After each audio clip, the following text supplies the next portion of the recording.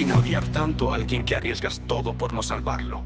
Esta es la historia de Jonás, un hombre que huyó de su destino y acabó dentro de un pez gigante. Pero lo que pocos saben es que Jonás no estaba simplemente huyendo de una misión difícil, estaba escapando porque no quería que sus enemigos fueran perdonados. Esta historia te hará cuestionar hasta dónde llegan tus propios límites para perdonar. La historia de Jonás no es simplemente sobre un hombre tragado por un pez. Estamos ante uno de los dramas más fascinantes de la literatura antigua, que sigue siendo profundamente relevante hoy. Imagina esto, un profeta que, a diferencia de cualquier otro, deseaba el fracaso de su propia profecía. Un hombre que prefería morir antes que ver a sus enemigos perdonados. Un siervo de Dios que en el momento culminante de su misión pronunció solo 8 palabras en hebreo y sin querer provocó la conversión masiva más grande jamás registrada. Pero no nos engañemos, el conflicto interno de Jonás era mucho más grave de lo que podríamos imaginar. Este hombre conocía íntimamente el corazón misericordioso de Dios y aún así deseaba que ese corazón no mostrara compasión hacia sus enemigos. Jonás no enfrentaba solo una crisis de vocación, sino una crisis moral, donde sus prejuicios chocaban directamente con el amor divino.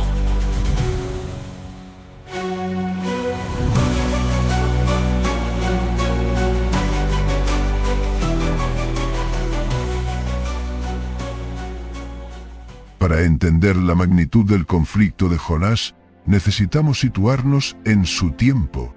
Estamos en el año 786 a.C., bajo el reinado de Jeroboam II.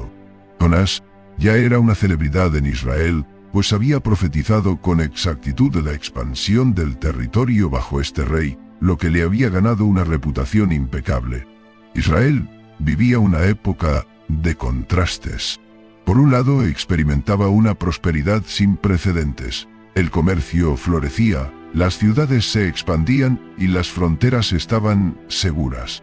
Pero esta riqueza estaba concentrada en pocas manos, mientras los pobres eran oprimidos.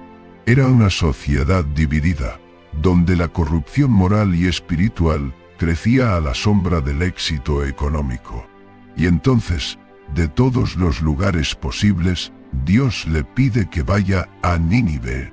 ¿Qué tiene de especial Nínive? Solo era la capital del imperio asirio, el enemigo más temido y odiado por Israel. Imagínate a un judío en 1943 siendo enviado a Berlín, o a un estadounidense tras el 11S siendo enviado a negociar con Al-Qaeda. Así de impactante era esta misión. El imperio asirio representaba todo lo que Israel temía y despreciaba. Sus soldados eran conocidos por empalar prisioneros en estacas, desollar enemigos vivos y decorar las paredes de sus palacios con relieves de sus sangrientas conquistas. Para Jonás y cualquier israelita, los ninivitas no merecían misericordia, merecían juicio. Ve a Nínive, esa gran ciudad, y predica contra ella. Con estas palabras, Dios desató una tormenta en el interior de Jonás. Imagina la tensión de ese momento. Un profeta hebreo enviado a proclamar juicio en el corazón del imperio enemigo. Pero aquí está el giro. Jonás no tenía miedo de los ninivitas. No temía que lo mataran o lo torturaran. Su miedo era mucho más perturbador. Como confesaría más tarde, por eso me apresuré a huir. Sabía que eres un Dios misericordioso y compasivo, lento para la ira y grande en amor. Este es quizás el momento más extraordinario de sinceridad en toda la Biblia. Jonás no quería ir a Nínive porque temía que Dios los perdonara. ¿Te das cuenta? Conocía demasiado bien el carácter misericordioso de Dios y quería que los ninivitas fueran destruidos sin oportunidad de arrepentimiento. ¿Por qué? Porque como profeta, Jonás había visto el sufrimiento que los asirios habían causado a su pueblo. Familias destruidas, ciudades saqueadas, personas esclavizadas. En su mente, Nínive merecía castigo, no misericordia. Pero había algo más. Como profeta reconocido, Jonás sabía que su reputación estaba en juego. Según la ley de Moisés, Si un profeta anunciaba un juicio que no se cumplía, podía ser considerado un falso profeta. Si Jonás profetizaba la destrucción de Nínive y luego Dios perdonaba a la ciudad, ¿qué pasaría con su credibilidad? Sería como anunciar el fin del mundo y que nada ocurriera. Los israelitas podrían apedrearlo, o peor aún, nunca más tomarían en serio sus profecías. Así que Jonás hace lo impensable. En lugar de dirigirse al este hacia Nínive, se embarca en un barco hacia Tarsis, en la actual España, literalmente el extremo opuesto del mundo conocido. Es el único profeta en toda la Biblia que deliberadamente huye de Dios. El viaje hasta Jope, el principal puerto de Israel, no era corto. Desde Gat-Hefer, la ciudad natal de Jonás, habría recorrido aproximadamente 80 kilómetros, cruzando una parte significativa del territorio de Israel. Fue un trayecto que le dio tiempo suficiente para reflexionar sobre su decisión, pero aún así continuó adelante. El barco zarpa y Jonás seguramente suspira aliviado. Misión evitada. Pero la fuga dura poco. Mientras navegaban por el Mediterráneo, el Señor desató un gran viento sobre el mar, y se desencadenó una tormenta tan violenta que el barco amenazaba con romperse. Esto no era una casualidad meteorológica, era Dios mismo interviniendo. La situación se vuelve extraordinaria. Los marineros paganos, aterrados, comienzan a orar cada uno a su Dios mientras arrojan la carga para aligerar el barco. Y aquí viene uno de los momentos más irónicos de la historia. Mientras todos entran en pánico y oran, ¿dónde está Jonás? Había bajado a la bodega, donde se acostó y cayó en un profundo sueño. El único hombre que conocía al Dios verdadero, ni siquiera está despierto para invocar su ayuda. El capitán, desesperado, lo despierta con palabras que resuenan con ironía divina. ¿Cómo puedes dormir? Levántate y clama a tu Dios, tal vez Él se fije en nosotros para que no perezcamos. Aquí vemos a un hombre de Dios recibiendo una lección espiritual de un pagano. Es el capitán quien le recuerda a Jonás su deber religioso, quien lo insta a orar. La situación es vergonzosa para el profeta, pero aún así, Jonás permanece en silencio sobre la verdadera causa de la tormenta. A medida que la situación se vuelve desesperada, los marineros deciden echar suertes para descubrir quién es el responsable de la calamidad. Echaron suertes, y la suerte cayó sobre Jonás. No era coincidencia, era la providencia divina señalando al culpable. El interrogatorio que sigue revela la sabiduría de los marineros. Sus preguntas son directas y específicas. ¿Cuál es tu ocupación? ¿De dónde vienes? ¿Cuál es tu país? ¿De qué pueblo eres? Quieren entender quién es este hombre y por qué los dioses están tan enfurecidos con él. La respuesta de Jonás es extraordinaria por su sinceridad. Soy hebreo y temo al Señor, el Dios del cielo, que hizo el mar y la tierra. En ese momento, los marineros pasan del miedo a un terror absoluto. Entienden que están frente a algo mucho más grave que una simple tormenta. Están enfrentando la ira del Dios que creó los mares mismos. La decisión final de los marineros respecto al destino de Jonás demuestra nuevamente su integridad moral. Primero intentan remar de vuelta a tierra, sin querer sacrificar una vida humana. Cuando esto resulta imposible, siguen las instrucciones del propio Jonás y lo arrojan al mar embravecido. Al instante, la tormenta se calma, confirmando su origen sobrenatural. Esta experiencia tiene un profundo impacto en los marineros. Los hombres temieron grandemente al Señor, y ofrecieron sacrificio al Señor, e hicieron votos. Irónicamente, mientras Jonás huía de su misión de llevar a los ninivitas al arrepentimiento, sus acciones habían conducido a un grupo de marineros paganos a adorar al verdadero Dios. Jonás se hunde en las profundidades del mar, su rebelión aparentemente terminada en muerte. Pero Dios tenía otros planes. El Señor dispuso un gran pez para que se tragara a Jonás. En la oscuridad de una tumba líquida, Jonás enfrentó su rebelión y clamó a Dios. Durante 3 días y 3 noches, atrapado en las entrañas del pez, se encontró cara a cara con su propia desobediencia. No era solo una crisis física, sino un profundo encuentro espiritual. Los rabinos antiguos comentaban que dentro del vientre del pez, Jonás experimentó una forma de muerte y resurrección. El pez no era simplemente un vehículo de salvación, sino un instrumento de disciplina divina. Hay algo profundamente simbólico en que Dios usara un animal marino, una criatura de las profundidades, para rescatar a su profeta. Las mismas profundidades que Jonás temía se convirtieron en su camino hacia la restauración. Fue en este momento de absoluta desesperación donde comenzó la transformación de Jonás. Desde lo más profundo de su ser, clama: en mi angustia clamé al Señor, y Él me respondió. Desde las entrañas del sepulcro pedí auxilio, y tú escuchaste mi voz. La palabra hebrea para sepulcro es Sheol, considerado el lugar de los muertos, lo que indica que Jonás veía su situación como una forma de muerte. El proceso de arrepentimiento de Jonás se desarrolla paso a paso en su oración. Primero reconoce su situación desesperada: me arrojaste a lo profundo, al corazón de los mares. Luego surge un rayo de esperanza: sin embargo, volveré a mirar hacia tu santo templo. En este punto, Jonás todavía mantiene su orientación espiritual hacia Jerusalén, incluso en las profundidades del mar. A medida que su oración se profundiza, Jonás reconoce la futilidad de confiar en otros dioses. Los que adoran a los ídolos vanos abandonan su misericordia. Está admitiendo que intentar escapar de Dios es tan inútil como adorar a dioses falsos. Al final de su agonía, vemos un cambio fundamental. Pero yo, con gritos de agradecimiento, te ofreceré sacrificios. Cumpliré lo que prometí. En el lugar más oscuro, Jonás encontró la luz de la obediencia. La transformación está simbolizada por el contraste entre su entrada y su salida del pez. Entró como un profeta rebelde que huía de su misión. Saldrá como un hombre transformado listo para cumplir la voluntad de Dios. Entonces el Señor ordenó al pez, y éste vomitó a Jonás en tierra firme.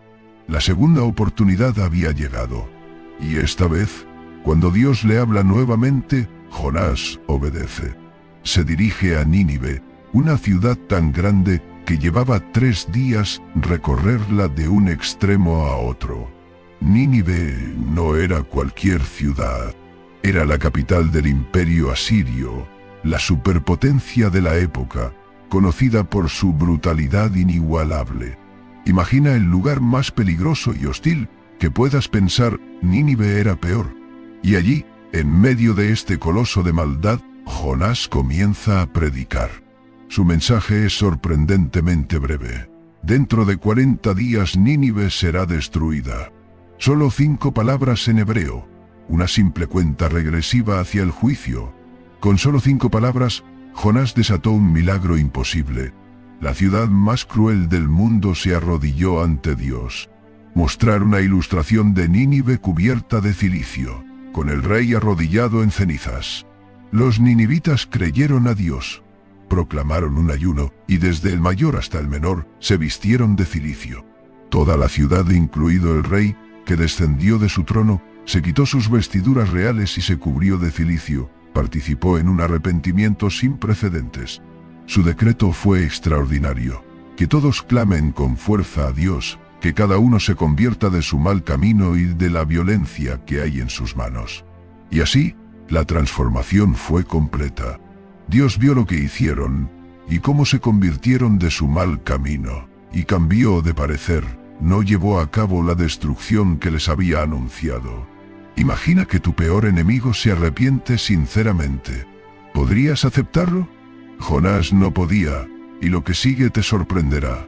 Ahora llegamos al momento más revelador de toda la historia. La reacción de Jonás ante el éxito de su misión. ¿Celebra este triunfo evangelístico sin precedentes? ¿Se alegra de que toda una ciudad se haya salvado? Todo lo contrario. A Jonás le disgustó mucho, y se enojó. ¡Está furioso! Su peor temor se ha hecho realidad. Dios ha perdonado a los ninivitas. Su reputación como profeta está arruinada. Sus enemigos han sido salvados. Jonás sale de la ciudad y construye un refugio al este, desde donde puede observar lo que sucederá. Quizás todavía espera que Dios cambie de opinión y destruya la ciudad. Las condiciones climáticas eran extremas. Los registros históricos y arqueológicos muestran que Nínive, ubicada en el actual Irak, experimentaba veranos intensamente calurosos, con temperaturas que frecuentemente superaban los 40 grados. La Biblia menciona específicamente un viento recio del este y el sol abrasador sobre la cabeza de Jonás, indicando condiciones climáticas severas. Es en este momento, mientras Jonás hierve de frustración bajo el sol abrasador, cuando Dios prepara su lección magistral. Dios el Señor dispuso una planta y la hizo crecer hasta cubrir a Jonás para darle sombra y aliviar su malestar.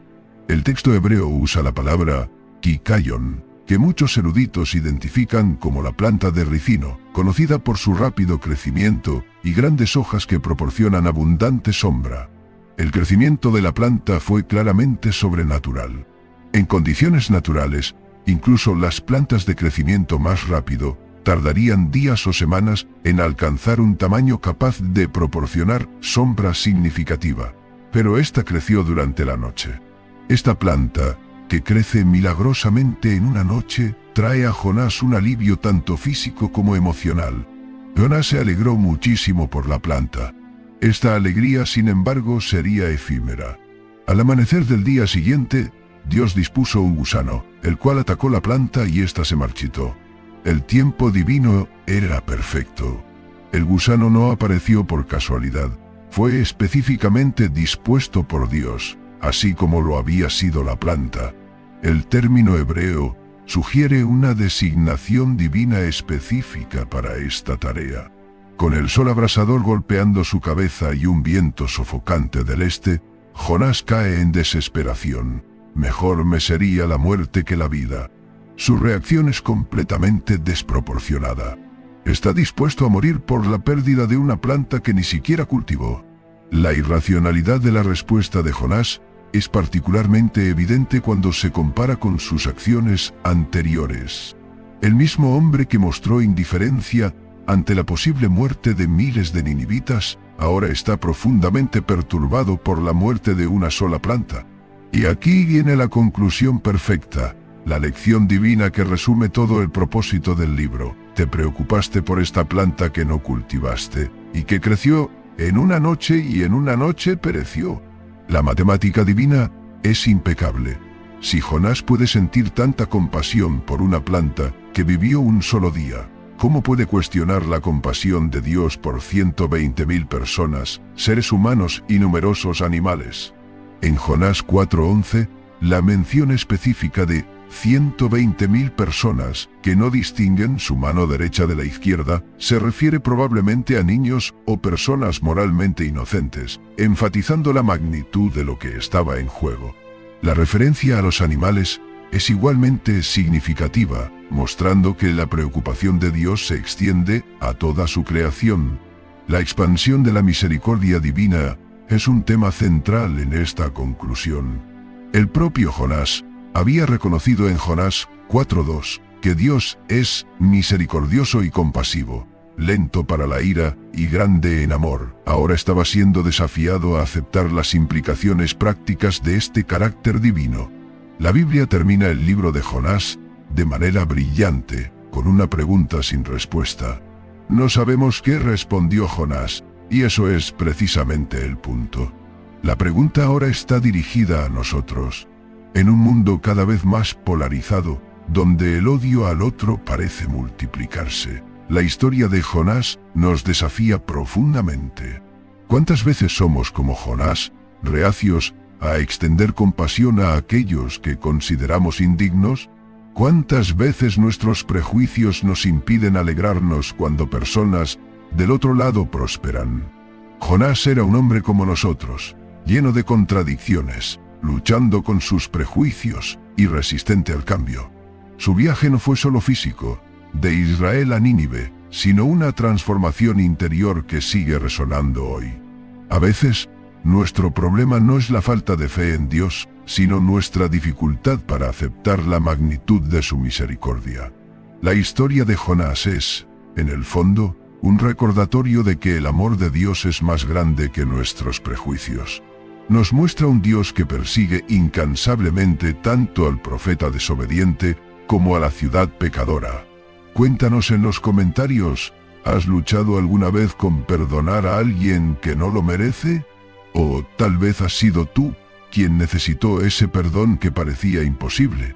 Y no te pierdas el próximo video sobre Daniel, un hombre que enfrentó leones por su fe.